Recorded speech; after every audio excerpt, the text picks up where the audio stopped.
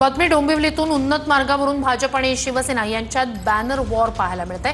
स्थानिक स्वराज्य संस्था निवडणुकांची चाहूल लागताच इथलं राजकीय वातावरण तापलंय। 36 कोटींच्या निविदा जाहीर झाल्यानंतर शिंदे सेनेनं बॅनरबाजी केली आहे। तर आमचं काम बोलतं शिंदे सेनेच्या बॅनरवर हा उल्लेख पाहायला मिळतोय।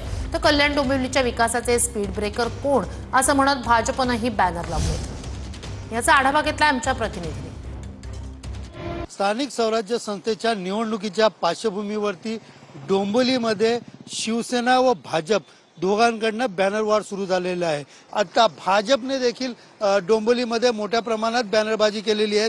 विशेषतः पाहायला गेलं तर या बॅनरवरती आपण पाहू शकतो, जनतेला उत्तर द्या, तुमच्या विकासाच्या योद्ध्याने 2014 पासून आजपर्यंत हा उन्नत मार्ग का पूर्ण केला नाही, कल्याण डोंबिवली विकासाचे स्पीड ब्रेकर कोण असे सवाल करत या ठिकाणी मोठ्या प्रमाणात बॅनरबाजी करण्यात आली। कॅमेरा पर्सन नागनाथसह सुनील जाधव, TV9 मराठी, डोंबिवली।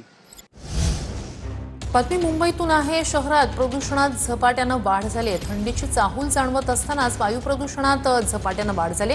हवेचा गुणवत्ता निर्देशांक आज अनेक ठिकाणी वाईट श्रेणीत नोंदवला गेलाय। BKC, कुर्ला, माझगाव या भागांमध्ये हवा सततच दूषित श्रेणीत नोंदवली जाते। याचा आढावा घेतला आमच्या प्रतिनिधीने। राजधानी दिल्लीप्रमाणेच आता आर्थिक नगरी मुंबईमध्ये सुद्धा हवेचा गुणवत्ता निर्देशांक दिवसेंदिवस खालवत चाललेला आहे। हवेचा गुणवत्ता निर्देशांक आज 258 वर पोहोचलेला आहे आणि हवा अतिशय वाईट श्रेणीमध्ये दाखल झालेली आहे। या ठिकाणाहून आपण प्रत्येक वेळी मुंबईतील स्कायलाईन पाहतो, जिथे उंच उंच इमारती आपल्याला स्पष्टपणे दिसतात।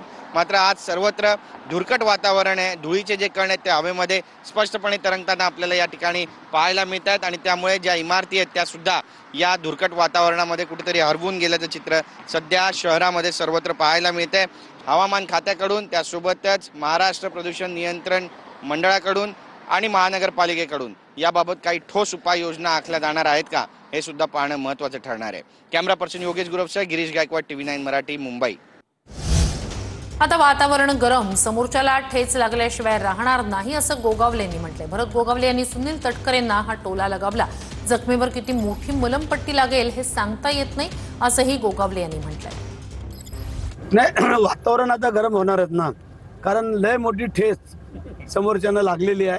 आता त्याला किती मोठी पट्टी लागेल मला नाही माहिती, पण जी काय ठेस देणारे नगरसेवक नगराध्यक्ष होते त्यांना संरक्षित करून त्यांच्या जागेवर बसवणं हे आमचं कर्तव्य होतं। आणि शिवसेनेने एकदा आपलंसं केलं का त्यांना कधी पाठ दाखवत नाही आणि त्या अनुषंगाने आम्ही त्यांना घेऊन आलो, त्याने बसवलं। तुम्ही पाहिलं की हजारो कार्यकर्ते आमचे जमलेले होते, त्यांचे किती वर्ण झेंडे कधी दाखवले जात नाही, ते दिसत पण नाही मीडियामध्ये। देश स्वतंत्र झाला तेव्हा इंग्रजांनी चाल खेळून देशाचे 2 तुकडे केले असं अबू आझमींनी म्हटलंय। गांधीजी मुंबईत आले होते तेव्हा मुसलमानांनी त्यांना पैसे दिले।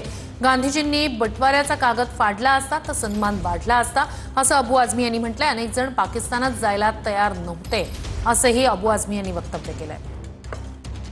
हम हिंदू मुसलमान साथ साथ थे, लेकिन अंग्रेजों ने एक ऐसी चाल चली कि देश को 2 टुकड़े कर दिया। मैंने कहा था उस दिन, गांधी जी मैं आपका बड़ा सम्मान करता हूँ, बड़ी इज्जत करता हूँ, आपका जो है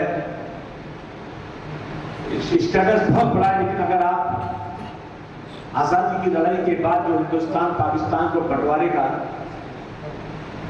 जो आपके सामने कागज पेश किया गया उसे आप फाड़कर रंगीन टोकरी में फेंक देते तो आपका और बड़ा सम्मान हो जाता। सबसे बड़ा मुद्दा